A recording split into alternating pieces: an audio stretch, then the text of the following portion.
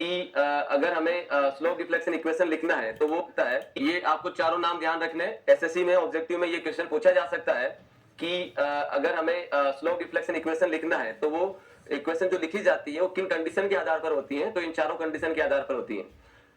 Fix end moment and rotation of far end joint, rotation of near end joint and settlement of far end support. इन चारों की वजह से जो है वो, इन चारों को जब सुपर इंपोज करेंगे यानी कि चारों को सम करेंगे तो जो इक्वेशन आएगी वो हो जाएगी स्लोप डिफ्लेक्शन इक्वेशन। जैसे अगर मैं एग्जांपल देखता हूं, एग्जांपल अगर मैं देखता हूं फॉर एग्जांपल, तो मान लीजिए मेरे पास में ये कोई एक बीम है, तो यहाँ पे जो इक्वेशन लिखी जाएगी वो क्या हो जाएगी, this is the M A B, ये ए पॉइंट है और ये बी पॉइंट है, यहाँ पे लिखा जाएगा एम बी ए। ये जो है एम ए बी और M B A final end moment है। अगर मैं एफ लगा दूं तो फिक्स एंड मोमेंट होता है। तो M A B and M B A final end moment, final end moment, M A B and M B A final end moment. Final का मतलब ये फाइनली मोमेंट लग रहा है, ठीक है। तो इसकी इक्वेशन कैसे लिखी जाएगी, इसकी इक्वेशन अगर हम लिखें तो एम ए बी क्या बताया था मैंने, ये हो जाएगा that is 2EI by L, 2EI by L. पहला ए लिखा है तो यहाँ पे हो जाएगा 2 थीटा ए, दूसरा बी लिखा है तो ओनली सेम रहेगा theta B, minus 3 del by L plus M F A B. अगर आपको एम बी ए के लिए लिखना है तो एम बी ए के लिए क्या हो जाएगा, that is 2EI by L 2 theta B, पहला बी लिखा है तो ये ट्वाइस हो जाएगा, plus theta A minus 3 del by L plus M F B A. इसी तरीके से आपको हर स्पान के लिए इक्वेशन लिखते रहना है, नोट करिए। So this is the slope deflection equation. ये क्या हो जाएगी, ये हो जाएगी slope deflection equation, slope deflection equation.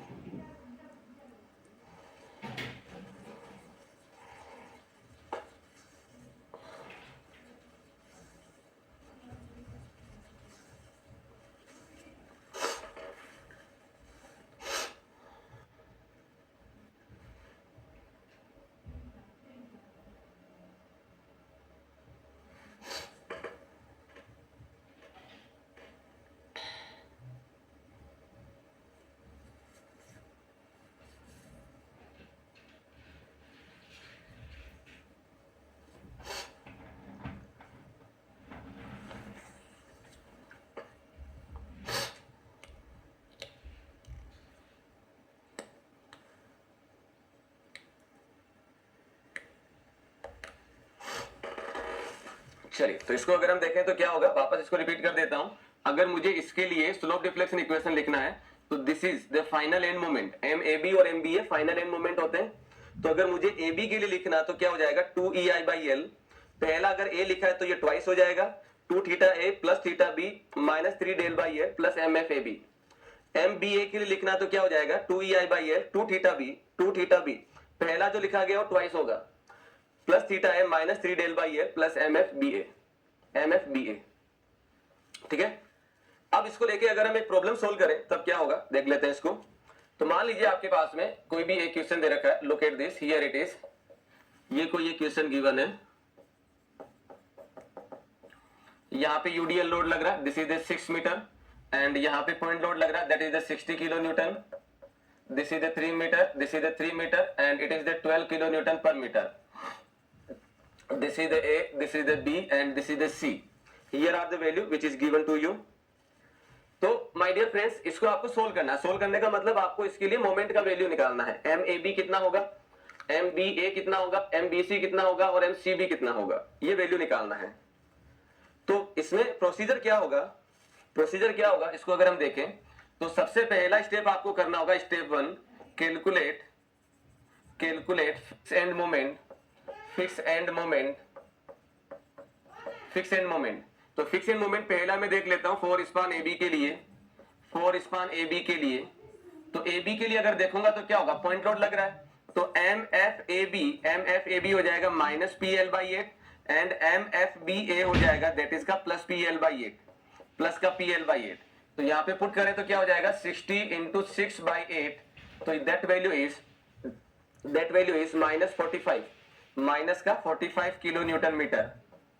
और ये वैल्यू सेम है, ओनली साइन बदल रहा, तो ये हो जाएगा प्लस का 45 किलो न्यूटन मीटर। ये AB स्पान के लिए आ गया। BC स्पान के लिए अगर हम देखें तो दूसरा हो जाएगा 4 स्पान BC। इसके लिए अगर हम देखें तो ये हो जाएगा MFBC is equal to minus WL²/12, MFCB is equal to plus WL²/12। इसमें वैल्यू पुट करेंगे तो ये हो जाएगा 12 इंटू 6 का स्क्वायर/12, तो ये हो जाएगा -36 kNm एंड ये हो जाएगा प्लस का 36 kNm, प्लस का 36 kNm। तो पहला स्टेप होता है आपके पास that is fix end moment calculate करना। दूसरा होता है स्टेप नंबर 2 हो जाएगा राइट स्लोप डिफ्लेक्शन इक्वेशन। आपको क्या करना है, स्लोप डिफ्लेक्शन इक्वेशन लिखना है। तो दूसरा स्टेप क्या हो जाएगा, दूसरा स्टेप हो जाएगा slope deflection equation. Step number 2 right slope deflection equation, right slope deflection equation.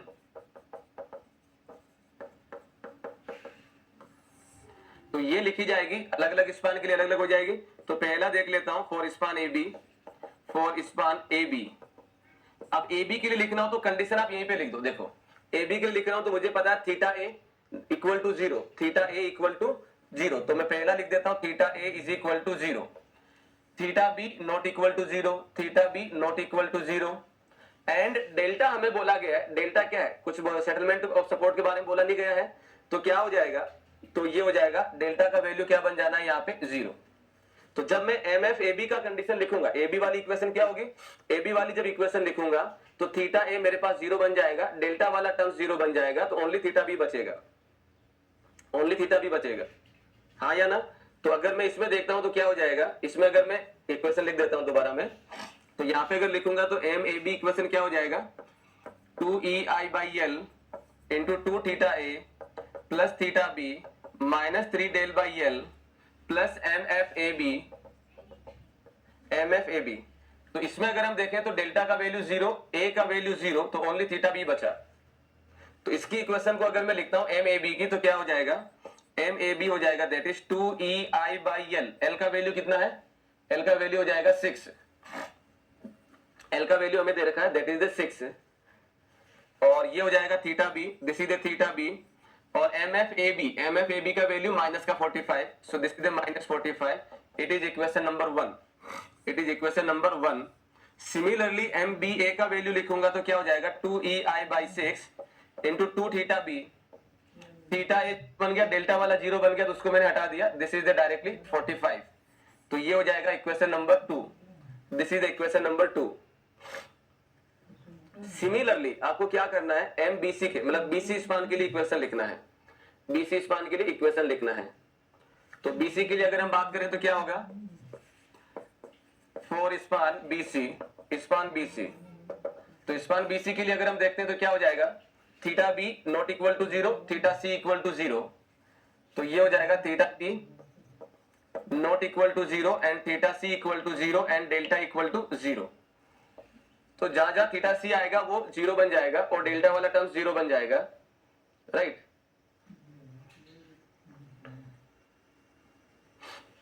ठीक है, तो यहां पे अगर मैं लिखूंगा तो MBC क्या हो जाएगा, MBC हो जाएगा 2EI, सीधा लिख देता हूं मैं 2EI, स्पान कितना दे रखा है दैट इज द 6, तो ये हो जाएगा that is the 6 into 2 theta B not equal to 0 है, थीटा C 0 डेल्टा 0, तो ये पूरा हो जाएगा। MFBC का वैल्यू कितना है माइनस का 36, so this is the -36, equation number 3, this is the -36 and MCB is equal to 2EI/6 into 2 theta C, theta C 0 है तो वो टर्म हट गया, ओनली थीटा B बचेगा, plus 36 is plus 36, this is the equation number 4। तो आपके पास में हर स्पान के लिए दो दो इक्वेशन आएगी, MAB, MBA, MBC और MCB, दो इक्वेशन बनती हैं। So this is the step number 2। और ये इक्वेशन आपसे लिखना पूछा जा सकता है, आप इसको सब्जेक्टिव प्रॉब्लम ना समझिएगा। आपके अगर बोल दें कि what is the slope deflection equation for MAB या सॉरी MBA के लिए क्या होगी, ये डायग्राम बना दिया और पूछा what is the slope deflection equation for this, तो ये इक्वेशन लिखना आना चाहिए, दैट्स व्हाई ये प्रॉब्लम करवाई जा रही है। क्लियर है ना? तो ये आप इक्वेशन कुछ ऐसे लिखेंगे। तीसरा स्टेप हो जाएगा स्टेप नंबर 3, क्या हो जाएगा? स्टेप नंबर 3 होगा right joint equilibrium equation. Step number 3 right joint equilibrium equation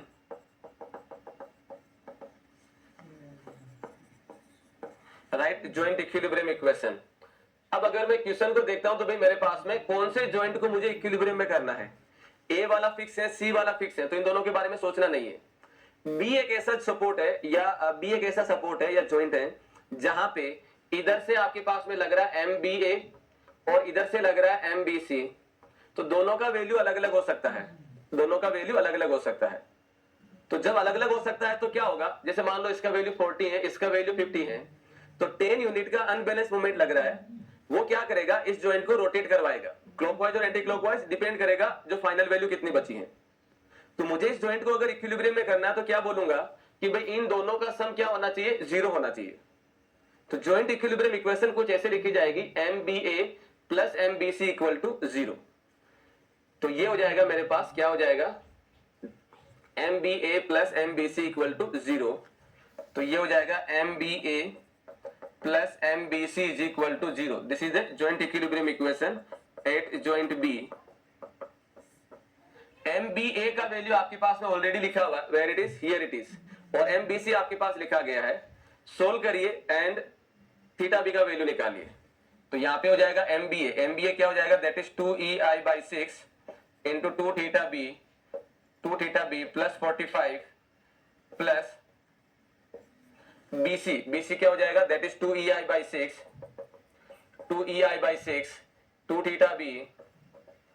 theta B minus 36 that is equal to 0।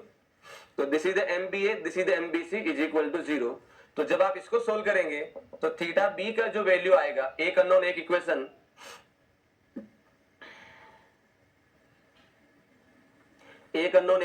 जब आप सोल्व करेंगे तो ये वैल्यू हो जाएगा -6.75 डिवाइडेड बाय EI।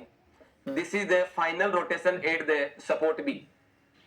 अब आप इस थीटा बी का वैल्यू, जो थीटा बी निकाला है, अगर आप इन चारों में पुट करेंगे तो आपको फाइनली मोमेंट मिल जाएगा AB, BA, BC और CB। Put in equation 1 to 4, put in equation 1, 2, 3 and 4, इन चारों में आपको क्या करना है, पुट करना है। तो स्टेप नंबर 4 हो जाएगा कैलकुलेट फाइनल मोमेंट। तो मैं किसी एक का वैल्यू लिख देता हूं, बाकी सीधा वैल्यू लिख दूंगा मैं।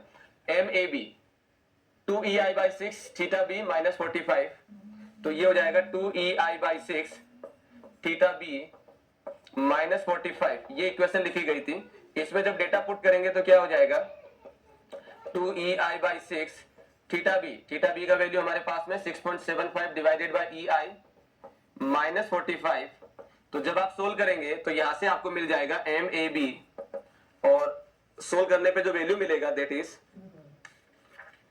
माइनस का 47.25 kilo newton metre. This is the MAB। Similarly MBA, MBC and MCB का जो वैल्यू आ जाएगा, MBA का वैल्यू होगा प्लस 40.5, तो ये माइनस का 40.5 होगा, ऑब्वियस सी बात है। एंड MCB हो जाएगा that is plus 33.75 kilo newton metre. इस तरीके से आपको जो है वो सोल्व करना रहता है। क्लियर? तो ये सब्जेक्टिव प्रॉब्लम ना मान के आपको जो सीखना है वो क्या क्या सीखना है वो बता देता हूं। एक तो आपको ये फिक्स मोमेंट निकालना आना चाहिए, दूसरा आपको स्लोप डिफ्लेक्शन इक्वेशन लिखना आना चाहिए, ये ऑब्जेक्टिव में पूछा जाता है, गेट के अंदर भी आता है और आपसे इसमें भी पूछा जा सकता है। तीसरा, ये इक्वेशन लिखना बनना चाहिए। सॉल्यूशन हो सकता है ना करवाए, लेकिन इक्वेशन जरूर पूछ सकता है कि फाइनल इक्वेशन क्या बनेगी, दैट्स ऑल। बाद में तो वैल्यू निकालना है, ये सब्जेक्टिव प्रॉब्लम है, ये नहीं पूछा जाएगा तुमसे, और वैसे भी वैल्यू पुट करके निकालना है तो कर सकते हैं, ठीक है। चलिए लिखिए इसको, कॉपी करिए फटाफट। जिसको डाउट है वो लिख सकता है। I will answer you. 12 for UDL, बिल्कुल जो 12 किलोमीटर पर मीटर दे रखा है वो यूडीएल के लिए है श्रीनाथ, वही लिखा है हमने 12 किलोमीटर पर मीटर। सूरज डिफ्लेक्शन आल्सो जीरो, बिल्कुल डिफ्लेक्शन नहीं, settlement of support zero. Delta जो रिप्रेजेंट करता है ना, ये जो डेल्टा है, ये डेल्टा रिप्रेजेंट करता है, क्या रिप्रेजेंट कर रहा है ये रिप्रेजेंट करता है सेटलमेंट ऑफ सपोर्ट। डेल्टा को मैं इधर लिख देता हूं, ये है सेटलमेंट ऑफ सपोर्ट। तो यहाँ पे इस क्वेश्चन में आपको जो है सेटलमेंट ऑफ सपोर्ट के बारे में कुछ नहीं बोला गया है, तो इसलिए हम लोग इसको जीरो मान के चल रहे हैं।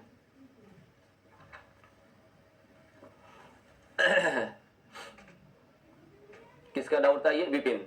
सूरज जॉइंट इक्विलिब्रियम इक्वेशन 2, चलो फटाफट लिखते जाओ। देखने में बड़ा है पर अरे बहुत इजी है, ये तो कैलकुलेशन है, इसमें चीज एक बार पकड़ लो आसान सी हो जाएगी फिर।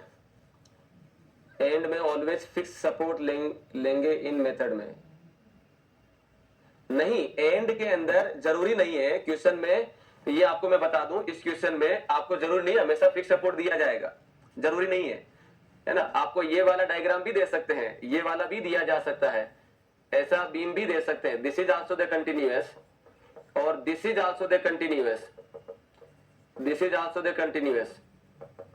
तो फिर इसमें चेंजेस कहां होगा? इस वाले में जब मैं ए बी के लिए इक्वेशन लिखूंगा ना, ए बी के लिए इक्वेशन लिखूंगा तो theta A zero theta B not equal to zero, same equation लिखी जाएगी। लेकिन जब मैं बी सी के लिए इक्वेशन लिखूंगा तो theta B not zero theta C not zero, दोनों थीटा बी और थीटा सी दोनों टर्म्स आएंगे। इसके अंदर theta A theta B theta C तीनों टर्म्स आएंगे, तो तीन इक्वेशन चाहिए होगी सोल्व करने के लिए, यहाँ पे दो इक्वेशन चाहिए होगी। तो कैसे मिलेगी दोनों इक्वेशन?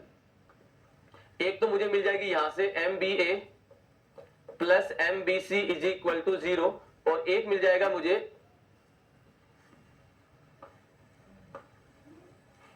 मिल जाएगा दिस वन, और एक मुझे मिल जाएगा that is M C B is equal to zero. यहाँ पे फाइनली मोमेंट जीरो होगा, तो दो इक्वेशन ऐसे मिलेगी। इसमें कैसे मिलेगी? M B A plus M B C is equal to zero, और एक मिलेगी M A B equal to zero, एक इक्वेशन मिलेगी M C B is equal to zero. ये इक्वेशन से आप लोग वैल्यू निकालेंगे अगर ऐसा कोई क्वेश्चन आता है तो, ठीक है।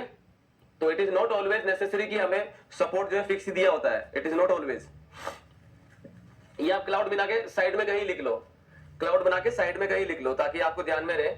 इसमें लिख लो theta A zero theta B not equal to zero theta C not equal to zero, theta A not equal to zero theta B not equal to zero and theta C not equal to zero. ये cloud बना के कहीं side में लिख लो, side में कहीं लिख लो।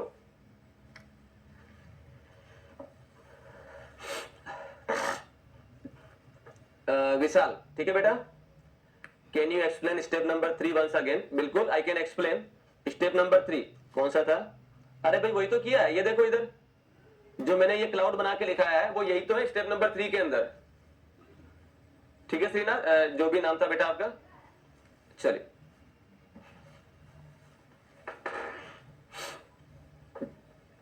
सिमरन, step 2 में जो थीटा और डिफ्लेक्शन जीरो है सर, वो हर क्वेश्चन में फिक्स नहीं रहता है बेटा। आप देखो इधर, तो जिनका भी डाउट था, किस किस का डाउट था? ये श्रीकांत, सिमरन, है ना, एंड विशाल, तीनों का डाउट यही है। ये हमेशा जीरो रहे जरूरी नहीं है, it is not always necessary, it depends on nature of the support, ठीक है ना। तो हमेशा जीरो नहीं लेना, सपोर्ट के हिसाब से लेना है। क्लियर हो गया सबको? जो तीनों लोगों ने डाउट लिखा है, सिमरन, विशाल और श्रीनाथ, जो भी आपका नाम था बेटा, so I hope it is clear. ये वाली चीज आप यहाँ पे क्लाउड बना के कहीं लिख लो, यहाँ पे, क्योंकि इसी के साथ में आपको जरूरत पड़ेगी। ये वाली चीज यहाँ पे क्लाउड बना के लिख लो, लिखिए।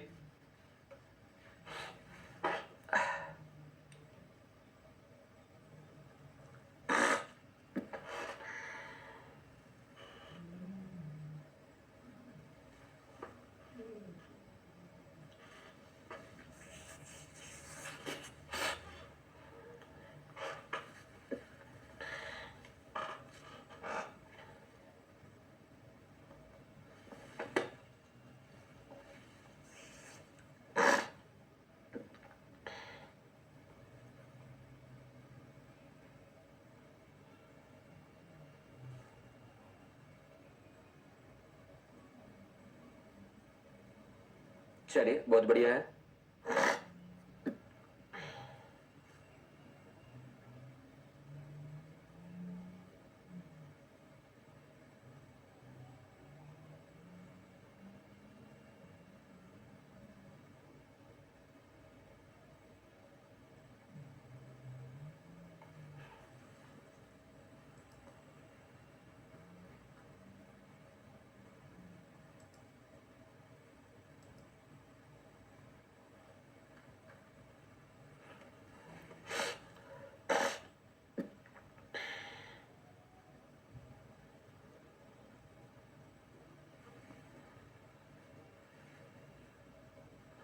तीन इक्वेशन बनेगी तो उसे कैसे सोल्व करेंगे?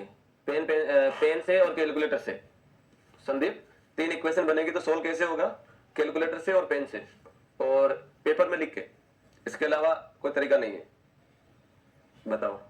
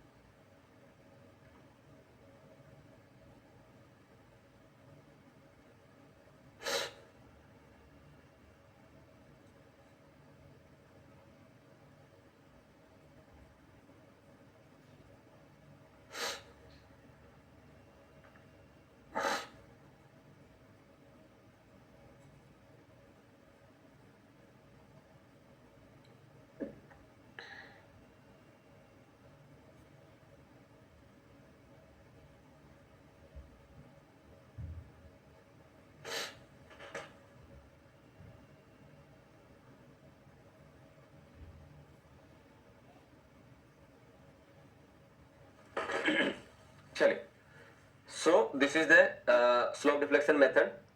अब अगर मान लेते हैं हमारे पास में जो क्वेश्चन है कुछ ऐसा अगर लिखा आ जाए, अगर मान लेते हैं हमारे पास में क्वेश्चन कुछ ऐसा आ जाए लिख के, look at this, here it is, या फिर ऐसा आ जाए, या फिर ऐसा आ जाए,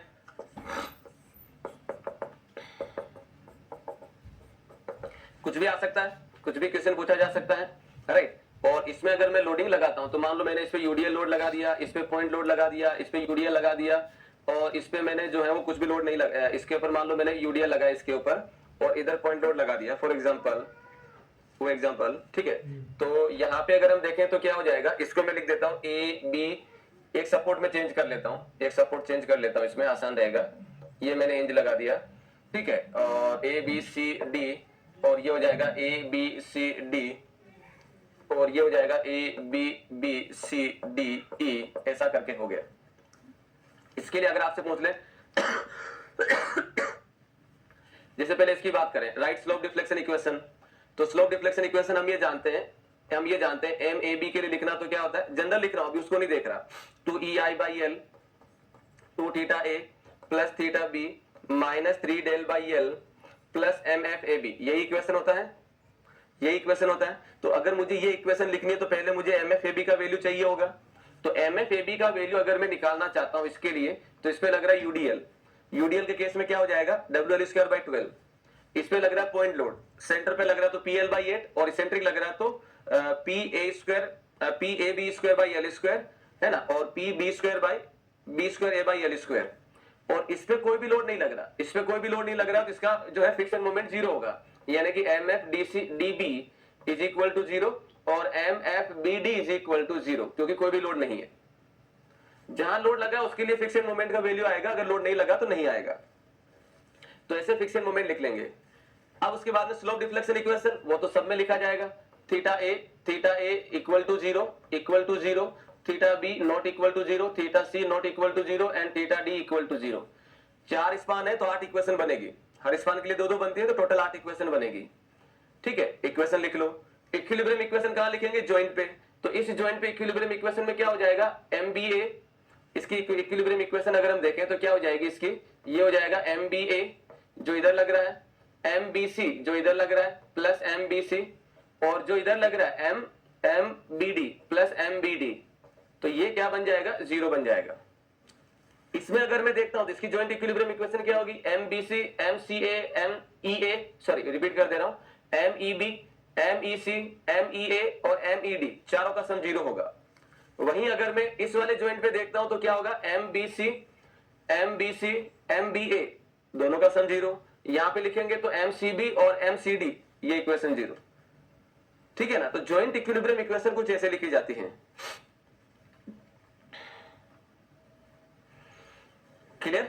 तो ये आपको इक्वेशन कुछ ऐसे लिखना है। अगर किसी स्पान पे लोडिंग नहीं दिया है, किसी स्पान पे लोडिंग नहीं दिया है, तो वहां पे फ्रिक्शन मोमेंट नहीं आएगा, फ्रिक्शन मोमेंट नहीं आएगा। जैसे यहाँ पे जीरो बन गया, यहाँ पे जीरो बन गया। इसके लिए अगर हम देखेंगे तो MFAB MFBA MFCD और MFDC, ये चारों का वैल्यू क्या बन जाना है, इन चारों का वैल्यू जीरो बन जाना है, क्योंकि कोई भी लोडिंग नहीं है। सीधा सीधा इसके लिए लिखा जाएगा WL²/12। तो इस तरीके से आपको क्या करना है दोस्तों, सोल्व करना है, और इक्वेशन कुछ ऐसे लिखी जाएगी। तो एक बार इसको देख लो, कोई डाउट हो तो बताओ। सर जो लास्ट में मोमेंट पर साइन कन्वेंशन रहेगा वो मैंडेटरी, बिल्कुल मैंडेटरी है, क्यों नहीं है, कि ऑप्शन में प्लस माइनस करके ऑप्शन बनाए जाएंगे। आंसर सही है पर साइन कन्वेंशन गलत हो जाए तो क्वेश्चन रॉन्ग हो जाएगा। अगर साइन कन्वेंशन को लेके क्वेश्चन में लिखा गया है, अगर साइन कन्वेंशन पॉजिटिव और नेगेटिव दोनों ही ऑप्शन में दे रखे हैं, तो it is very obvious, correct sign वाला ही एक्सेप्ट होगा, अदरवाइज गलत होगा, अदरवाइज गलत हो जाएगा।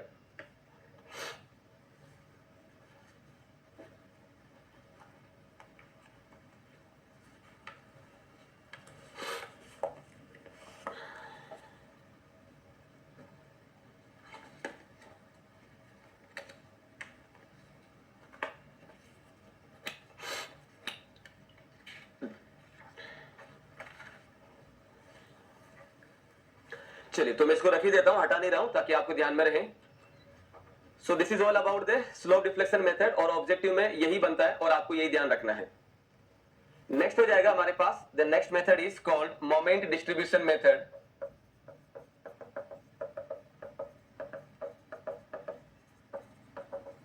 जिसको हम लोग एमडीएम बोलते हैं, मोमेंट डिस्ट्रीब्यूशन मेथड को एमडीएम से इसको हम लिख सकते हैं।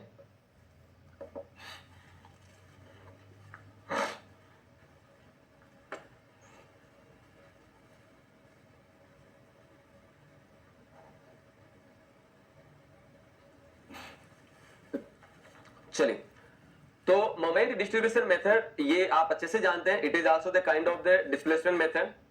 इसमें भी जो है जॉइंट डिस्प्लेसमेंट यानी कि थीटा और डेल्टा अननोन रहते हैं, राइट। पॉइंट ये आता है कि हमारे पास जब slope deflection method basic method है, इसके अंदर हमने जो पॉइंट लिखे थे उसमें क्या लिखे थे, it is the basic fundamental method. तो फिर हमें मोमेंट डिस्ट्रीब्यूशन मेथड को लेके क्यों सोचना पड़ा जब प्रोफेसर जी ए माने ने ये प्रोसेस दिया था, ये मेथड जब दिया है, तो हमें अदर मेथड की जरूरत क्यों पड़ी। और बाद में इसमें लिखा भी है कि भी कानीज मेथड और स्टिफनेस मैट्रिक्स मेथड इसी पे डिपेंडेंट है, तो हमें स्लोप डिफ्लेक्स मोमेंट डिस्ट्रीब्यूशन की जरूरत क्यों पड़ी। तो इसका आंसर ये होगा कि जब हम स्ट्रक्चर के एनालिसिस करते हैं या स्ट्रक्चर को डिजाइन करते हैं, तो वहां पे अननोन जो रहते हैं या जो मेंबर रहता है, मेंबर जरूरी नहीं है मेरे पास एक या दो ही मेंबर हो, जरूरी नहीं मेरे पास दो ही स्पान का स्ट्रक्चर हो। दो स्पान का स्ट्रक्चर माने अगर मैं देखता हूं तो यहाँ पे इस क्वेश्चन में अगर आप देख रहे हैं मेंबर एक और दो, अगर मैं बोल देता हूं अच्छा ये क्या है, ये 2 रूम का एक बिल्डिंग है, 2 रूम का बिल्डिंग है, दिस इज द रूम 1 और दिस इज द रूम 2, तो यहाँ पे जो बीम लगा है वो यही है, राइट। अब हम ये जानते हैं कि अगर मान लो मेरे पास में कोई भी एक बिल्डिंग है या होटल है 15 रूम बने, 20 रूम बने हुए हैं, होते हैं ऐसे, धर्मशाला है, उसमें जो बीम लगा है अगर मैं मान लेता हूं 15 रूम का है, फॉर एग्जांपल मैं ऐसा कुछ ले लेता हूं, रूम 1 2 3 4 5 6, तो स्पान कितना हो गया, 6 स्पान का बीम हो गया। तो यहां पे मेरे पास में जो स्लोप डिफ्लेक्शन इक्वेशन बनेगा वो क्या बनेगा, हर एक स्पान के लिए 2-2 इक्वेशन बन रहा है। और ये अगर मैं 6 रूम का अगर बिल्डिंग बनाता हूं तो मेरे पास में इसमें 12 इक्वेशन बनेगी। 12 इक्वेशन में मेरे पास में अननोन हो सकते हैं, 12 अननोन हो सकते हैं। ये तो छोटा स्ट्रक्चर है, 12 रूम 6 रूम वाला एक छोटा स्ट्रक्चर है। होटल के अंदर तो 10-15-20 रूम होते हैं और भी ज्यादा कुछ रहता है उसमें।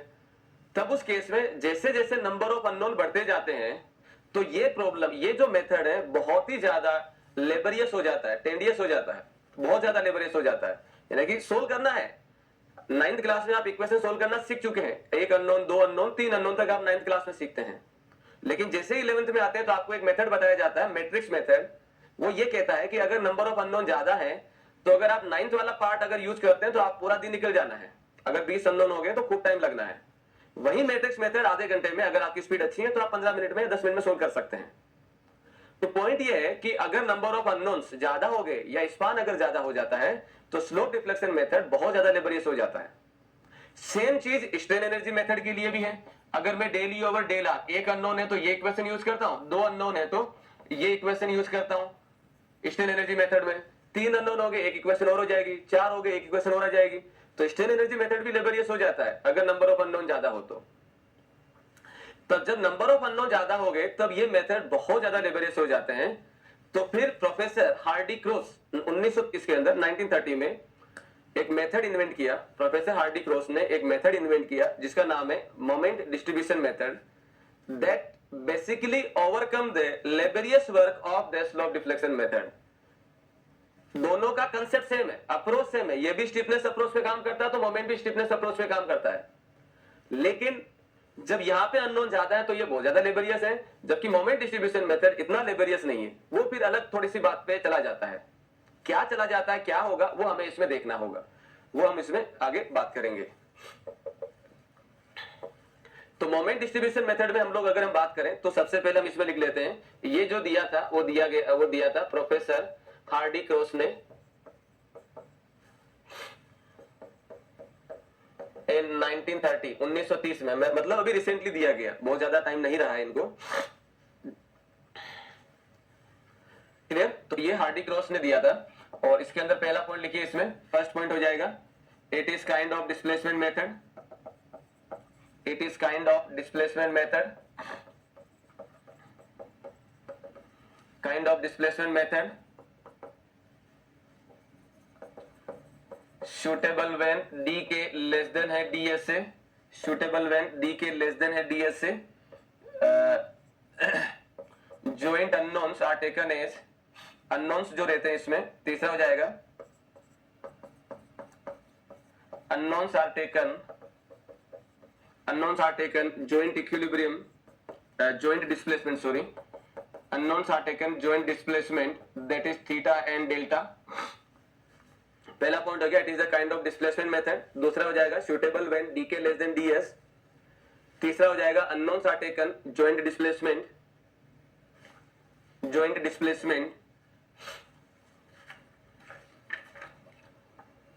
It is useful for analysis of indeterminate beam and rigid jointed frame. Useful for analysis of indeterminate beam and rigid jointed frame.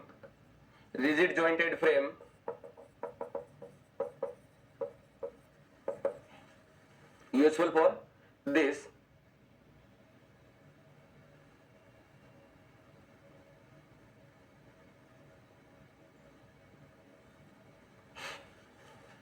It is less tedious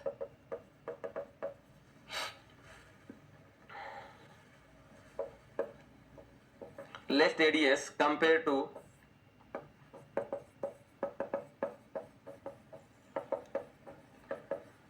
to slope deflection method or strain energy method. यानी कि ये दोनों method के respect में less जो है वो क्या है, लेबरियस है. हालांकि इसमें भी जब नंबर ऑफ अननोन ज्यादा होते हैं तब ये भी थोड़ा बहुत प्रॉब्लम क्रिएट करना शुरू कर देता है, लेकिन बहुत ज्यादा अननोन पे जाके बात करता है. बहुत कम अननोन पे ये बड़ा आसान है. ठीक है ना, इसलिए मैंने लेस लिखा और कंपेयर वर्ड यूज किया. इन दोनों के कंपैरिजन में लेस टेडियस है. लेकिन अगर मैट्रिक्स मेथड के रेस्पेक्ट में बात करेंगे तो मैट्रिक्स मेथड सबसे बढ़िया है. उसमें कितने भी अननोन हो, कितनी भी चीज हो, सारे की सारी क्विकली निकल जाती हैं. इसीलिए एनसी, सबेकस या स्टेट प्रो जो आप देखते हैं सारे के सारे मैट्रिक्स मेथड पे बने हुए हैं, वो इन पे नहीं है.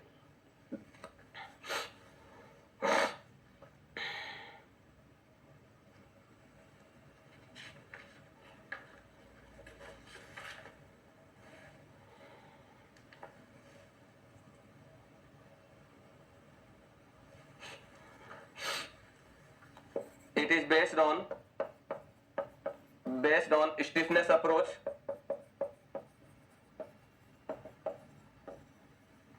It is based on stiffness approach. ये स्टिफनेस अप्रोच पे बेस्ड होता है. It is based on stiffness approach. अब यहाँ पे एक वर्ड हम लोग फ्रीक्वेंटली यूज कर रहे हैं, that is called stiffness. Stiffness क्या होती है? तो अगर मैं स्टिफनेस को अगर देखता हूं, स्टिफनेस को हम लोग के द्वारा रिप्रेजेंट करते हैं और ये हो जाएगा force required. It is force required to produce unit displacement. It is force required to produce unit displacement, यानी कि K is equal to P by delta. एक यूनिट का डिस्प्लेसमेंट लेने के लिए आपको कितना फोर्स लगाना पड़ रहा है, वही चीज स्टिफनेस को शो करती है. तो अगर किसी बॉडी पे बहुत ज्यादा लोड लगा के एक यूनिट का डिस्प्लेसमेंट आता है तो वो ज्यादा स्टिफ होगी, और किसी पे बहुत कम लोड लगाने से ही अगर स्टिफनेस आ जाता है, अगर एक यूनिट का डिस्प्लेसमेंट आ जाता है तो लेस स्टिफ होगी. जैसे स्टील ज्यादा स्टिफ है as compare to the aluminium.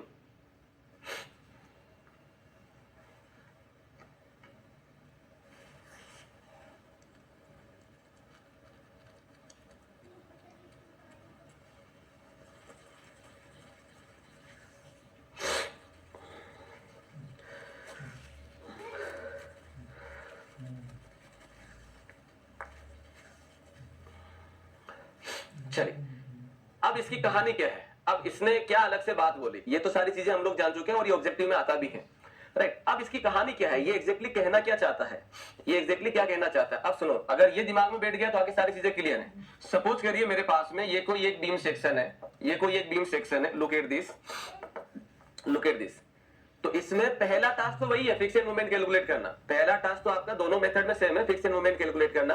तो आपने यहाँ पे MFAB और यहाँ पे आपने MFBA, यहाँ पे MFBC और यहाँ पे MFCB आपने कैलकुलेट कर लिया, सी भी कैलकुलेट कर लिया। यहाँ पे अगर मैं पॉइंट लोड लगाता हूं तो इसका वैल्यू हो जाएगा PL/8 और अगर मैंने इसके ऊपर यूडीएल लगाया पूरे स्पान पे तो इसका वैल्यू हो जाएगा WL²/12। ये माइनस का होगा, ये प्लस का होगा, ऐसा ही कुछ होता है। So it is very obvious कि इसका वैल्यू और इसका वैल्यू अलग अलग हो सकता है और डेफिनेटली होगा भी सी, क्योंकि एक वैल्यू PL/8 से आ रहा है, दूसरा WL²/12 से आ रहा है। अगर मैं इसका वैल्यू मान लेता हूं प्लस का 40 है, इसका वैल्यू मान लेता हूं माइनस का 50 है। हाँ, इसका प्लस का 40, इसका माइनस का 50 है।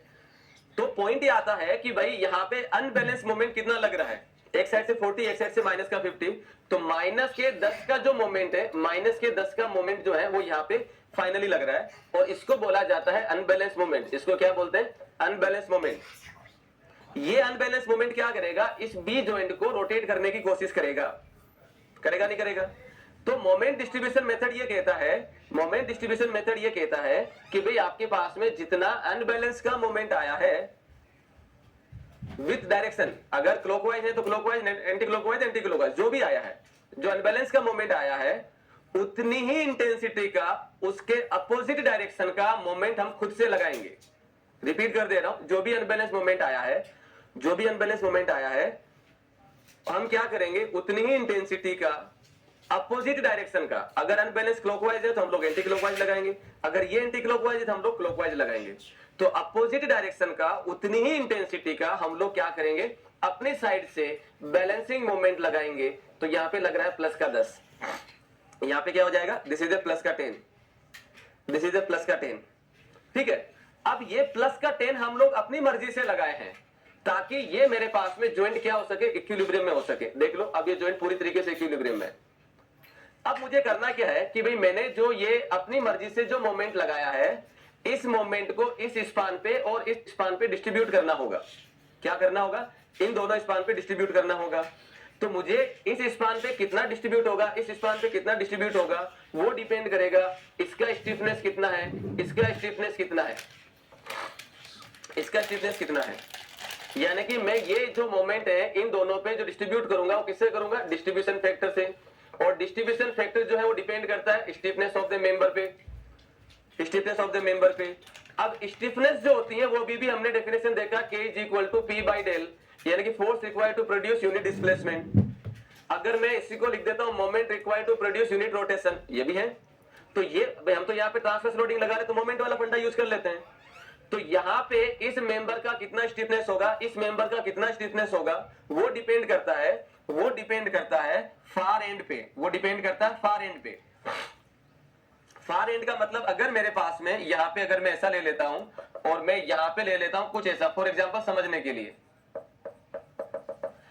अगर मैंने यहाँ पे मोमेंट लगाया m और मैं यहाँ पे मोमेंट लगाता हूं m, तो क्या दोनों में थीटा का वैल्यू सेम रहेगा क्या? क्या दोनों में थीटा का वैल्यू सेम रहेगा क्या? पहला क्वेश्चन तो ये।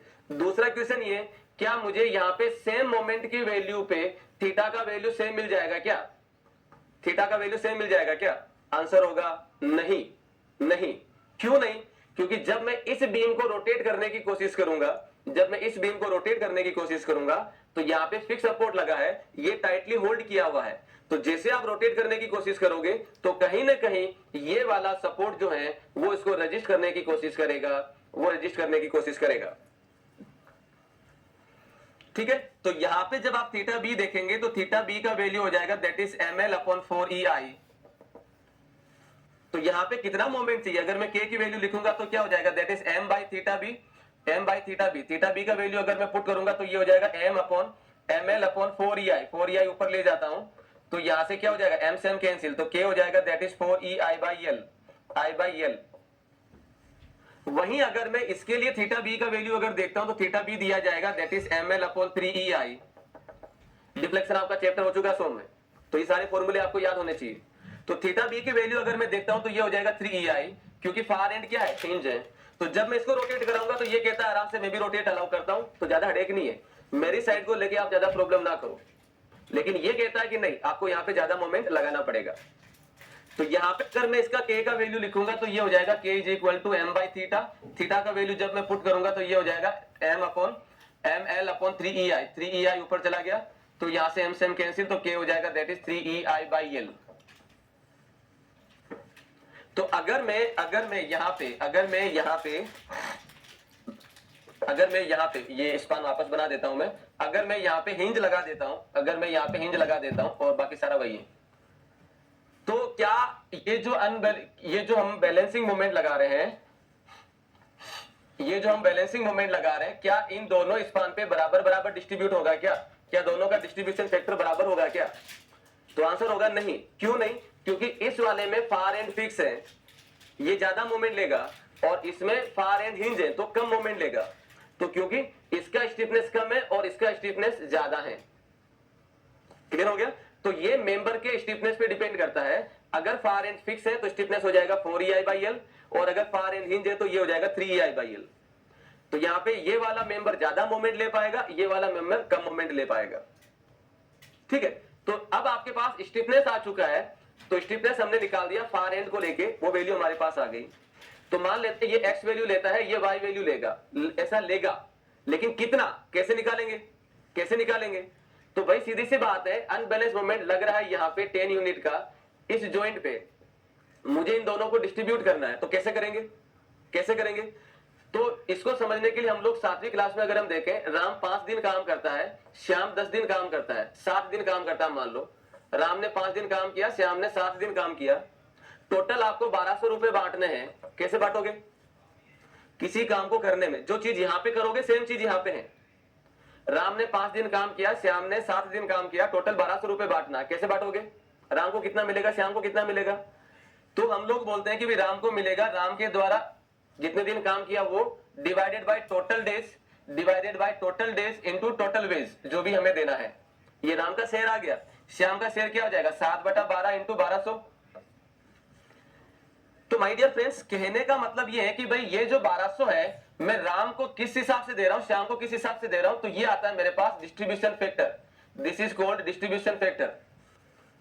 जिसको देना है तो उसका द्वारा किया गया काम, उसके द्वारा जितने दिन किया गया काम divided by total days. Same चीज यहां पे होगी। अगर मुझे इस मेंबर में डिस्ट्रीब्यूट करना है तो इस मेंबर का, इसका डीएफ क्या हो जाएगा? इसका डीएफ हो जाएगा stiffness of member be divided by total stiffness of this joint. This is called distribution factor. और अगर मुझे इसमें डिस्ट्रीब्यूट करना है तो क्या होगा? इसका डिस्ट्रीब्यूशन फैक्टर क्या हो जाएगा? इसका डिस्ट्रीब्यूशन फैक्टर हो जाएगा stiffness of this member of BC divided by total stiffness of the joint. This is called distribution factor. ये अप्रोच जो है मोमेंट डिस्ट्रीब्यूशन मेथड ने रखी है। तो जो भी बैलेंसिंग मोमेंट आता है, जो हम लोग अपनी मर्जी से लगाए हैं, अपनी मर्जी खुद की नहीं है, ये डिसाइड कर रहा है। तो जो हम लोग मोमेंट लगाते हैं उसको हम रेस्पेक्टिव मेंबर पे कितना डिस्ट्रीब्यूट करेंगे, वो डिपेंड करता है उन मेंबर के स्टिफनेस प्रॉपर्टी पे। और स्टिफनेस प्रॉपर्टी डिपेंड करती है फार एंड पे, फार एंड हिंज है या फार एंड जो है फिक्स है, उसके हिसाब से हम लोग डिसाइड करते हैं। तो इसमें आगे हमें करना क्या होगा? करना ये होगा, सबसे पहले हम देखेंगे स्टिफनेस फैक्टर। दूसरा हम देखेंगे that is called applied moment. तीसरा हो जाएगा कैरीओवर मोमेंट, एंड देन हम लोग देखेंगे डिस्ट्रीब्यूशन फैक्टर। ये दोनों क्या है ये मैं साथ साथ समझा दूंगा। ये चारों टर्म्स निकालने के बाद में हमारे पास सब कुछ आ चुका है, फिर प्रॉब्लम सॉल्व कर लेंगे, कहानी खत्म। बस ये मोमेंट डिस्ट्रीब्यूशन मेथड है। मैंने पूरा मेथड को एक साथ बताया है। हो सकता है आपको कुछ समझ में ना आया हो या थोड़ा बहुत पल्ले पड़ा हो, लेकिन वो जरूरी है, थोड़ा बहुत आइडिया लगना जरूरी है। ठीक है, तो जैसे हम लोग इनके बारे में देखेंगे तो आपको ये सारी चीजें ऑटोमेटिक समझ में आती जाएगी कि ऐसी कुछ कहानी हुई थी पहले। Is it clear to all? Yes और no?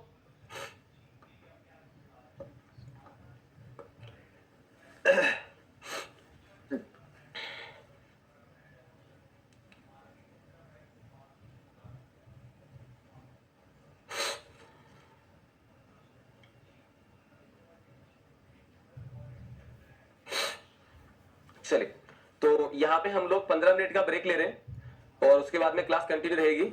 So we have 15 minutes break, go for the lunch and I will start exactly after 15 minutes. Okay, thank you. ना उसी को सिस्टमेटिकली लिखना है। तो सबसे पहला हो जाएगा स्टिफनेस ऑफ द मेंबर।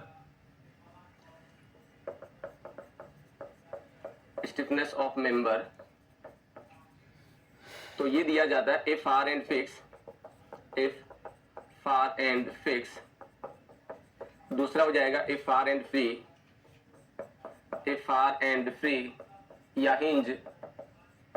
और तीसरा हो जाएगा हमारे पास में cantilever condition, cantilever, cantilever. Far and fix का मतलब ये हो जाएगा हमारे पास में कुछ इस तरीके से है। फार एंड फिक्स दे रखा है, this is the fix, this is the far end, और इसमें दे रखा है that is the far end hinge. तो ये हो जाएगा हमारे पास में फार एंड हिंज, है ना, this is the far end. और ये हो जाएगा हमारे पास में far end free, far end free. तो अगर मैं इसमें स्टिफनेस की बात करता हूँ तो स्टिफनेस जो दिया जाएगा वो स्टिफनेस हो जाएगा दैट इज 4EI/L, 4EI/L। और ये हो जाएगा दैट इज 4EI/L। इसका हो जाएगा 3EI/L और इसका हो जाएगा 0। रिलेटिव स्टिफनेस की अगर मैं बात करता हूँ तो रिलेटिव स्टिफनेस हो जाएगा, रिलेटिव स्टिफनेस हो जाएगा दैट इज I/L और इसका हो जाएगा 4/3I/L और इसका हो जाएगा 0।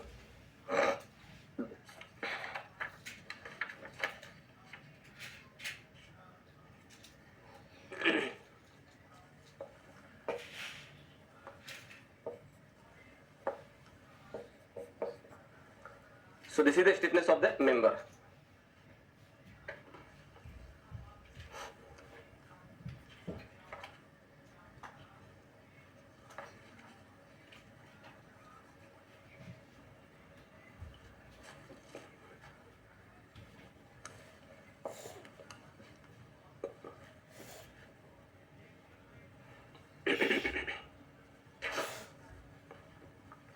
सो स्टिफनेस ऑफ द मेंबर या स्टिफनेस फैक्टर, इसको एक दोनों एक ही चीज है ये।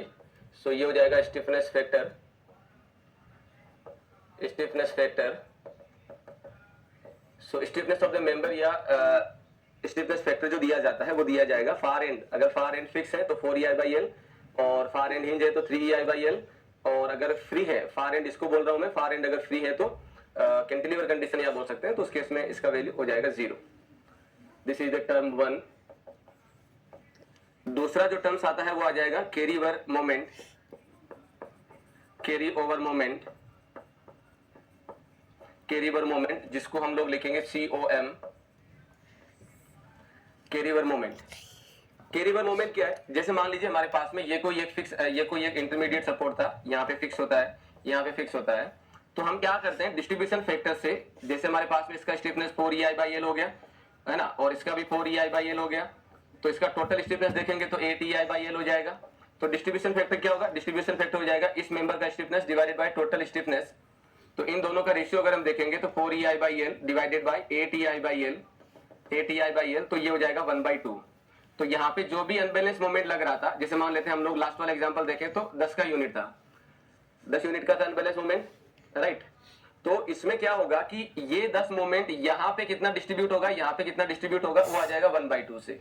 तो ये 10 का यूनिट मोमेंट जो है यहाँ पे आ जाएगा दैट इज 1/2 × 10। तो दिस मोमेंट यहाँ पे एक्ट कर रहा है। अब ये मोमेंट जो होगा जिसको मैं M1 बोल देता हूं, ये मोमेंट कहलाया जाता है अप्लाइड मोमेंट, ये कहलाया जाता है अप्लाइड मोमेंट। अभी मैं सारा लिखवा दूंगा सिस्टमेटिकली। जब ये अप्लाइड मोमेंट यहाँ पे लग रहा है तो इसकी वजह से यहाँ पे कितना मोमेंट कैरी होगा, इधर कितना कैरी होगा, दूसरे एंड पे कितना कैरी होगा, फार एंड पे। तो फार एंड पे कितना कैरी होगा, तो वो होगा अगर फिक्स है या इंटरमीडिएट सपोर्ट है तो आधा कैरी होगा 1/2 से, ठीक है ना। और अगर फार एंड हिंज है तो हिंज तो कहता है कि भी मैं खुद ही मोमेंट नहीं लेता तो मेरी साइड कुछ भी कैरी नहीं होगा। अगर फार एंड हिंज है तो कुछ भी कैरी नहीं होगा। क्लियर हो गया सबको। तो यहाँ पे अगर हम बात करें कैरी ओवर मोमेंट क्या हो जाएगा, कैरी ओवर मोमेंट होगा, तो इसमें लिखो कैरी ओवर मोमेंट में लिखिए it is the moment develop at one and, it is moment develop at one and, develop at one end, at one end, it is moment develop at one end, it is moment develop at one end due to applied moment at other end, due to applied moment, due to applied moment at other end, due to applied moment at other end। तो अगर इसमें पहली condition देखें हमारे पास if far end is fix, if far end is fix, तब उस case में क्या होगा, तब उस केस में होगा कि यहाँ पे अगर मान लेते हैं ये यहाँ पे इस तरीके से है, यहाँ पे अगर मान लेते हैं M1 मोमेंट लग रहा है, तो यहाँ पे जो कैरी होगा, यहाँ पे जो कैरी होगा उसकी वजह से क्या हो जाएगा, यहाँ पे कैरी हो जाएगा, that is the m1/2, this is called carry were moment. तो यहाँ पे जो कैरी वर मोमेंट हो जाएगा वो क्या हो जाएगा, this is the m/2, m1/2, इस तरीके से। और अगर फार एंड हिंज है, अगर फार एंड हिंज है, a far end is hinge, far end hinge होने का मतलब क्या हो गया, अगर हम लोग इस तरीके का कोई सिचुएशन देखते हैं, so this is the far and, तो यहाँ पे अगर मोमेंट लग रहा है m, तो यहाँ पे कैरीवर मोमेंट क्या हो जाएगा, कैरीवर मोमेंट होगा 0, कैरीवर मोमेंट हो जाएगा 0, तो COM यहाँ पे हो जाएगा 0। अगर कैंटिलीवर कंडीशन है, कैंटिलीवर कंडीशन है, कैंटिलीवर अगर कंडीशन है, तब उस केस में क्या होगा, यहाँ पे अगर m मोमेंट लग रहा है, तो यहाँ पे जो मोमेंट आ जाएगा, यहाँ पे मोमेंट आ जाएगा carryover moment, that is called minus का m, that is called minus m।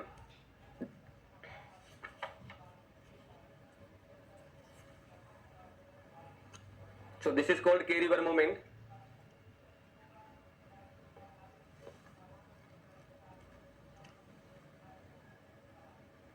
Rajan just अभी स्टार्ट किए हैं, ब्रेक आपका लगभग आधे घंटे का हो गया था। So this is the carryover moment.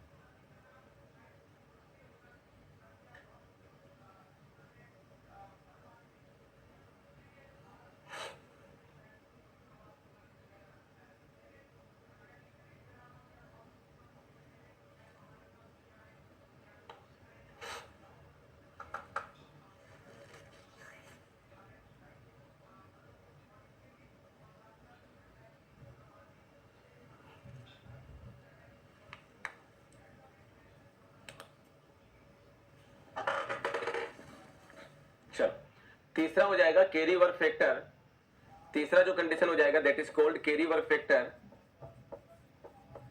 Carry work factor जिसको हम लोग बोलते हैं COF के द्वारा,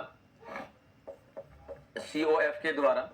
कैरी वर्क फैक्टर जो दिया जाता है, it is ratio of carry over moment to applied moment, carry over moment to applied moment, carrier moment to applied moment, यानी कि COF जो होता है वो क्या हो जाएगा, COM divided by applied moment, divided by applied moment.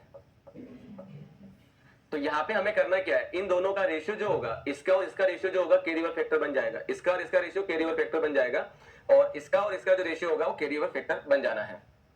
तो यहाँ पे अगर हम देखें तो पहला हो जाएगा if R end fix, if R end fix, तब उस केस में COF हो जाएगा that is m1/2 divided by m1, तो कैरियर फैक्टर बन जाना है, COF बन जाना that is the 1/2, that is the 1/2। And दूसरा हो जाएगा if R end hinge, if R end hinge, तब उस केस में COF हो जाएगा दैट इज 0/m, तो ये हो जाएगा that is COF is equal to 0, COF is equal to 0। तीसरा हो जाएगा कैंटिलीवर कंडीशन के लिए, कैंटिलीवर कंडीशन के लिए, तो ये हो जाएगा COF is equal to minus का m डिवाइडेड बाई m, तो ये वैल्यू हो जाएगा that is COF is equal to minus का 1, this is called carrier factor.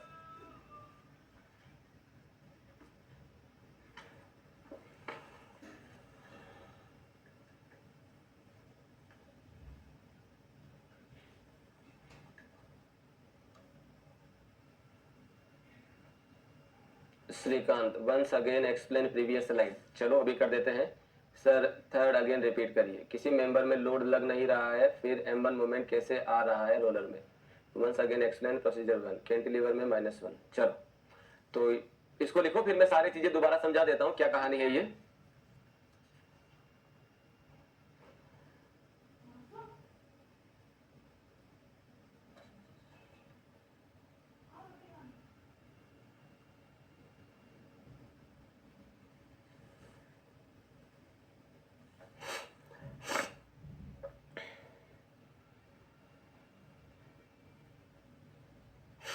जितने भी डाउट पूछे गए उसके लिए थोड़ा सा वेट करो, एक आगे वाला डीएफ बता देता हूं मैं, उसके बाद में ऑटोमेटिक सारे सबको आंसर मिल जाएंगे।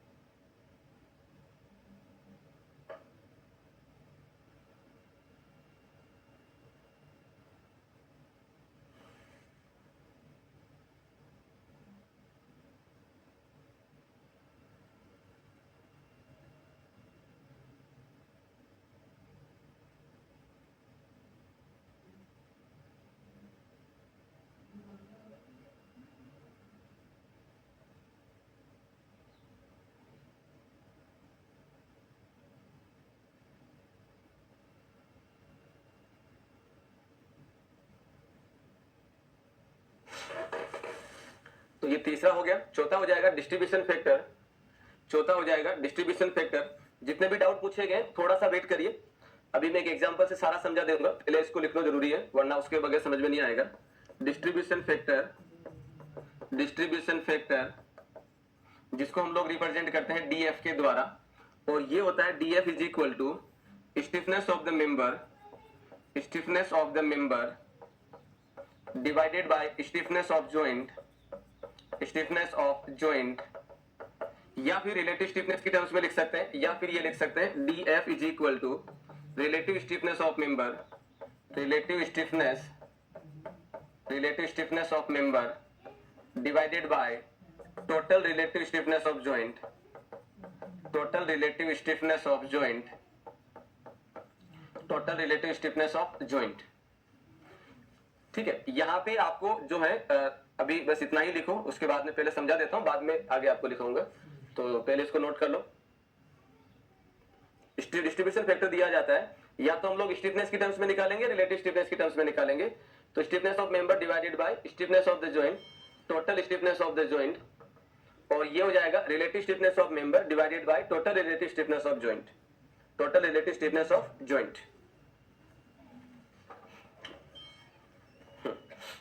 सूरज, श्रीकांत, विशाल, राजन एंड जो भी है, तो थोड़ा सा पेशेंस रखो, बस 2 मिनट का, उसके बाद में ये माइनस प्लस क्या लिखा है क्या हुआ है अभी सारा क्रिस्टल क्लियर हो जाना है। Have a patience, just 2 minute only, just note it down, इसको नोट कर लो, अभी एक एग्जांपल में सारा क्लियर हो जाना है।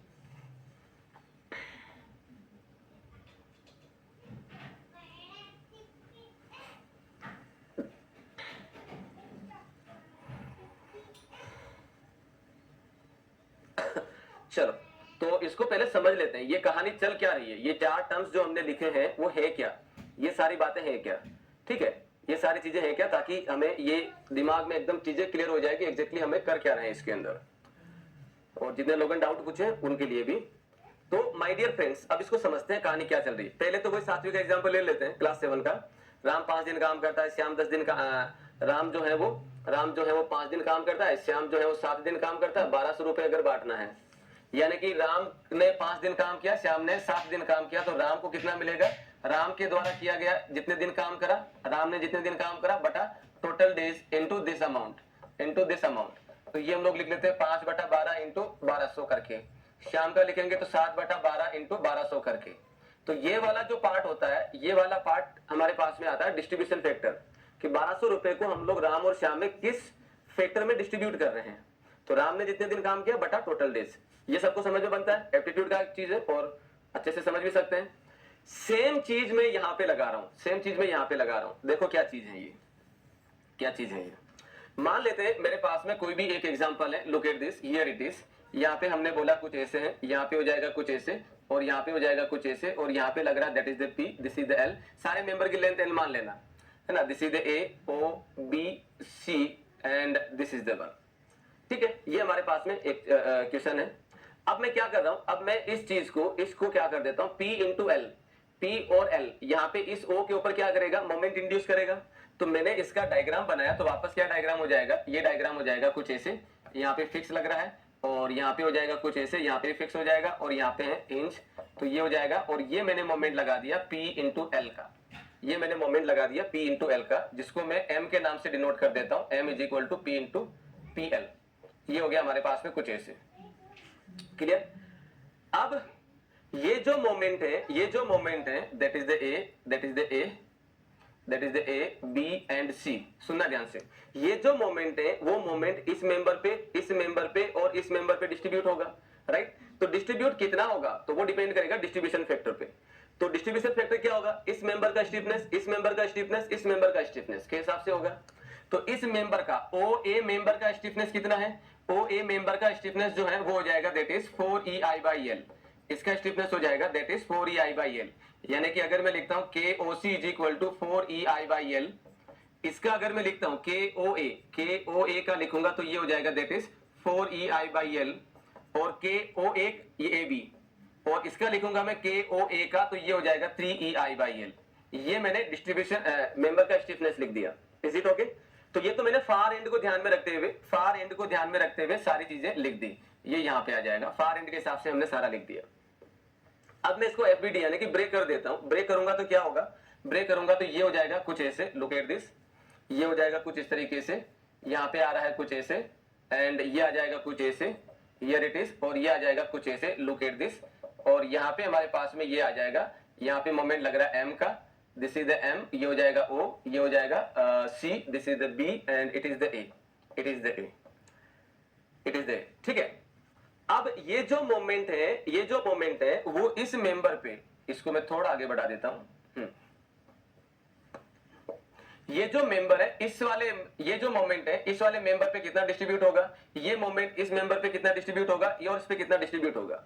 अभी मैं बोल रहा हूं मेंबर पे, अब मैं इसको थोड़ा और करेक्ट कर रहा हूं। मैं क्या करेक्ट कर रहा हूं कि ये जो मोमेंट है, ये जो मोमेंट है जस्ट यहां पे कितना डिस्ट्रीब्यूट होगा, जस्ट यहां पे कितना डिस्ट्रीब्यूट होगा, जस्ट यहां पे कितना डिस्ट्रीब्यूट होगा।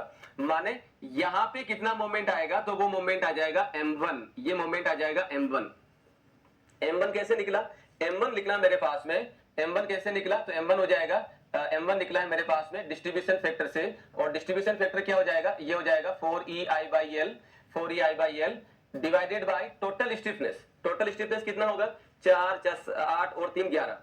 टोटल स्टिफनेस कितना हो गया, टोटल स्टिफनेस ऑफ जॉइंट अगर मैं देखता हूं, टोटल स्टिफनेस ऑफ जॉइंट हो जाएगा, ऑफ जॉइंट हो जाएगा दैट इज, ये हो जाएगा 4EI/L plus 4EI/L plus 3EI/L I/L, तो ये हो जाएगा 11EI/L, EI/L। तो ये आ गया हमारे पास में 11EI/L, 11EI/L।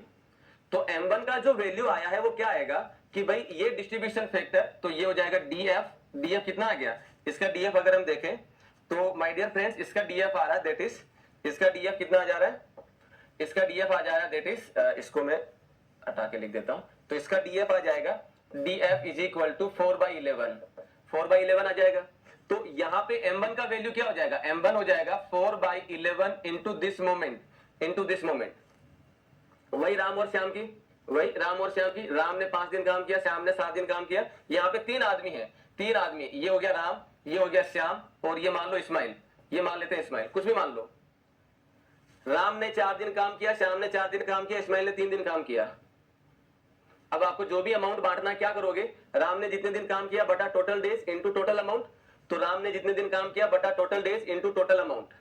तो ये जो आया है, ये जो डिस्ट्रीब्यूशन फैक्टर मेरे पास में आया है, ये फैक्टर क्या आ गया, ये आ गया मेरे पास इस वाले मेंबर के लिए, यहां पे आ गया। सिमिलरली जब मैं इसके लिए लिखूंगा तो ये आ जाएगा M2, और M2 जो निकलेगा वो कैसे निकलेगा, M2 आ जाएगा 4/11 इंटू M। इसी तरीके से यहां पे आ जाएगा M3, और M3 क्या हो जाएगा 3/11 into M। This is the moment. और ये जो लिखा गया है, ये जो लिखा गया this is called DF, this is called DF, this is the DF. और एक मेंबर का हमने निकाल के देख भी लिया है, एक मेंबर का हमने निकाल के यहाँ पे देख भी लिया है। So this is the DF.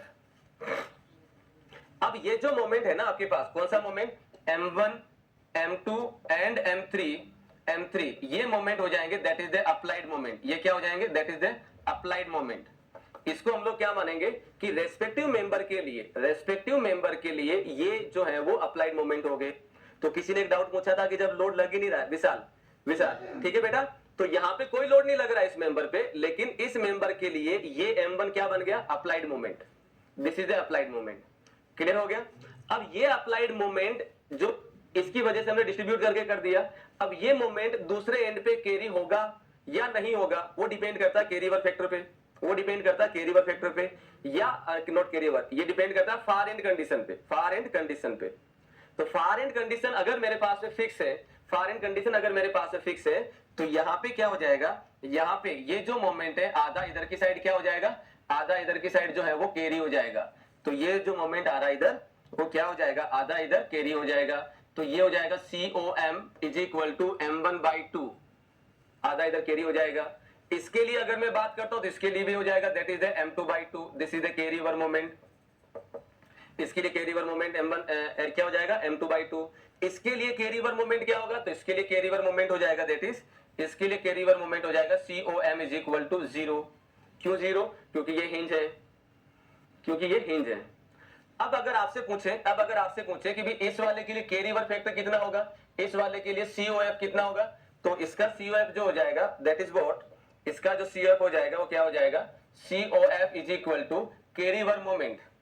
ये क्या हो जाएगा, दैट इज ये हो जाएगा आपके पास में COF is equal to carry over moment से इसका रेशियो, तो ये हो जाएगा 1/2, दिस इज द 1/2। इसका कैरी ओवर फैक्टर कितना होगा, कैरी ओवर फैक्टर हो जाएगा 1/2। इसका कैरी ओवर फैक्टर कितना हो जाएगा, this is called 0, this is called 0, this is the 0, here it is, ठीक है। तो ये हमारे पास में क्या बन जा रहा है, ये जो फाइनल ये जो कंडीशन था उसकी वजह से ये सारी चीज आ जा रही है। तो जितने भी लोगों ने डाउट पूछा था आई होप कि उनको सारा क्लियर हो गया होगा। ये हमने FBD बनाया है, FBD यानी कि फ्री बॉडी डायग्राम, ये पूछा हुआ एग्जाम में, ध्यान रखिएगा, this is the free body diagram, right. तो जितने लोगों ने डाउट पूछा आई होप सबको क्लियर हो गया, सबको क्लियर हो गया, हाँ या ना। एक डाउट बच रहा है सूरज का कि सर नेगेटिव का मतलब क्या और नेगेटिव कैसे आया, नेगेटिव कैसे आया। तो माय डियर फ्रेंड्स सिंपल सी बात है यार, सिंपल सी बात है कि अगर मुझे उसको भी समझ लेते हैं। सिंपल सी बात है, अगर मेरे पास में यहाँ पे कोई मोमेंट M लग रहा है तो इसकी वजह से ये मेंबर ऐसे रोटेट करने की कोशिश करेगा, ऐसे रोटेट करने की कोशिश करेगा, तो ये मोमेंट क्या करेगा, डेवलप करेगा। तो इसका डायरेक्शन क्या होगा, -M हो जाएगा, नेगेटिव हो जाएगा। इसका क्या हो जाएगा, it is the negative. Suraj ठीक है, क्लियर हो गया सबको।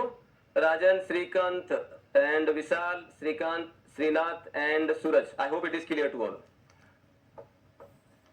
आई hope it is clear to all. अब यहाँ पे ये भी लिखना नहीं है आपको, ये भी लिखना नहीं है। पॉइंट अब ये आता है कि अब मुझे एक चीज बताओ, M1, M2 और M3 इन तीनों का सम कितना होगा, M1, M2 और M3 इन तीनों का सम कितना होगा। तो अगर मैं यहाँ पे इसको समझूं तो भाई ये मेरे पास जो मोमेंट था इसी को तो हमने तीनों में बांटा है। मैं राम, श्याम और मोहन की अगर मैं बात करूं तो मेरे पास 1200 रुपए हैं, तो 1200 रुपए ही तो बांटूंगा तीनों में। तो तीनों को अगर जोड़ूंगा, राम ने इतना लिया, श्याम ने इतना लिया, मोहन ने इतना लिया, तो तीनों को जोड़ूंगा तो क्या कभी 1200 से ज्यादा या 1200 से कम हो सकता है क्या, आंसर होगा कभी नहीं। तो यहाँ पे हमारे पास जो M है वो बराबर होगा M1 plus M2 plus M3 के, यानी कि सम ऑफ डिस्ट्रीब्यूशन फैक्टर इसका और कहा गया दूसरा M1 M2 M3, हाँ ये रहा, इसका और इसका डिस्ट्रीब्यूशन फैक्टर का अगर आप सम करते हैं तो हमेशा 1 आएगा, हमेशा क्या आएगा, 1 आएगा। Sum of distribution factor is always 1, ना तो लेस देन ना ग्रेटर देन, हमेशा 1 होगा, पहली चीज। दूसरी चीज, डिस्ट्रीब्यूशन फैक्टर जो होता है, डिस्ट्रीब्यूशन फैक्टर हमेशा जॉइंट पे निकाला जाएगा, जॉइंट पे निकाला जाएगा। अब जॉइंट की अगर मैं बात करता हूं तो जॉइंट भी दो तरीके के होते हैं, एक होता है रिजिड, एक होता है हिंज, एक होता है रिजिड, एक होता है हिंज। तो ये सारी कहानी तभी लग पा रही है जब मेरे पास में जॉइंट रिजिड हो। अगर हिंज जॉइंट हो गया, तो ये कहानी नहीं लगेगी, क्योंकि हिंज के ऊपर मोमेंट कैरी वेरी नहीं होता है। वो खुद ही कहता है कि मैं मोमेंट ले ही नहीं रहा, तो आगे कैसे बेच पाऊंगा, आ गया समझ में। तो यहाँ पे सबसे पहले आपको नोट 1 करके, अब ये क्लियर हो गया होगा सबको, अब कोई समस्या नहीं है किसी में भी, तो ये सारा हमने लिख दिया। तो पहले यहाँ पे नोट 1 लिखो। Yes sir, it is clear, that's very good, very good. तो यहाँ पे नोट 1 करके लिखिए। Note 1, sum of distribution factor, sum of distribution factor, sum of distribution factor for all member, for all member, sum of distribution factor for all member at a joint is always 1, is always 1. Sum of distribution factor for all members at a joint is always 1. हमेशा 1 होगा, ना 1 से ज्यादा ना 1 से कम, right. Next हो जाएगा, it is property of rigid joint only, it is property of rigid joint only, rigid joint only. Distribution factor जो हम लोग निकालते हैं वो ओनली रिजिड जॉइंट पे निकाला जाएगा। हिंज जॉइंट पे डीएफ का वैल्यू हमेशा 0 होगा, हिंज जॉइंट पे डीएफ का वैल्यू 0 होगा। Not property of hinge, not property of hinge joint, not property of hinge joint, not property of hinge joint, ठीक है। So at hinge joint, next line में लिख सकते हैं, at hinge joint the DF is 0, distribution factor क्या होगा, 0 हो जाएगा।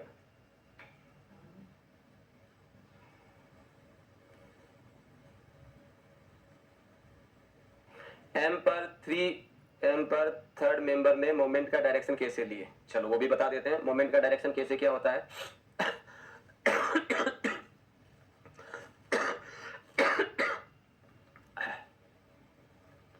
अब यहाँ पे डायरेक्शन को लेके आ रहा है कि तीसरे वाले मेंबर के लिए डायरेक्शन कैसे लिए, तो सीधा सा फंडा जानो माय डियर, इसको आप है ना सिंपल तरीके से समझो। अगर मैं किसी पे इधर मोमेंट लगाता हूं तो इसकी वजह से मेंबर ऐसे रोटेट करेगा, तो यहाँ पे मोमेंट आएगा ऐसे, ऐसे आएगा। अगर मैं ऐसे लगाता हूं तो ये मेंबर ऐसे रोटेट करेगा, तो यहाँ पे डायरेक्शन आएगा ऐसे। इसको सीधा कर लो तो यहाँ पे मोमेंट लगाया, तो इसकी वजह से क्या होगा, ये मेंबर रोटेट करेगा ऐसे, तो डायरेक्शन आएगा ऐसे, डायरेक्शन आएगा ऐसे। सिंपल, कोई इसमें हेडेक वाली बात नहीं है। थोड़ा इमेजिन करो कि अगर मैं मोमेंट लगा रहा हूं तो बेंड कर रही है, बेंड कर रही है, तो फार एंड क्या है, अगर हिंज है तब तो कोई हेडेक नहीं है, और अगर फिक्स है तो उसका 0 करने के लिए अपोजिट डायरेक्शन में लगा दो, ठीक है। तो यहाँ पे मैंने हिंज के ऊपर जो शो किया है वो शो किया है इसलिए ताकि मैं यहाँ पे लिख सकूं के रिवर मोमेंट 0 है। ये ऐसे कर रहा है तो ये ऐसे रोटेट करने की कोशिश करेगा, इसको ये ऐसे रोटेट करने की कोशिश करेगा, बट यहाँ पे थीटा नॉट इक्वल टू 0, इसलिए मोमेंट यहाँ पे क्या बन गया, 0 बन गया। तो जिसका भी डाउट था वो ये है। चलो अब ये एग्जांपल करके लिख लो तो आपको ये सारी चीजें इसमें क्लियर हो जानी है। लिखिए, so this is the example. आपको लिखना कैसे है, पहले ये लिखना है, उसके नीचे ये लिखना है, और उसके नीचे ये लिखना है। मैं सेगमेंट डिवाइड कर देता हूं, पहला सेगमेंट ये है, दूसरा सेगमेंट ये है, और तीसरा सेगमेंट ये है। राजन ठीक है बेटा।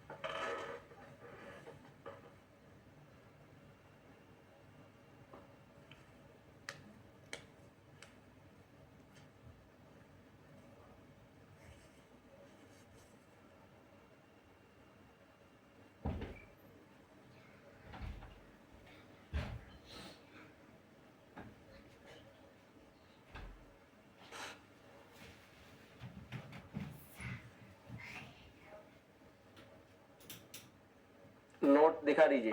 नोट्स को तो मैंने बोल के लिखवाया बेटा, ये मैं जब कुछ ऐसा लिख रहा हूं तो मैं इसको बोल बोल के लिखवा रहा हूं, तो आप लोग उसको फटाफट उसी टाइम लिखते जाइए, है ना। तो ये नोट को मैं बोल के लिखवाया था, आपको नहीं लिखा तो इसको कॉपी कर लो।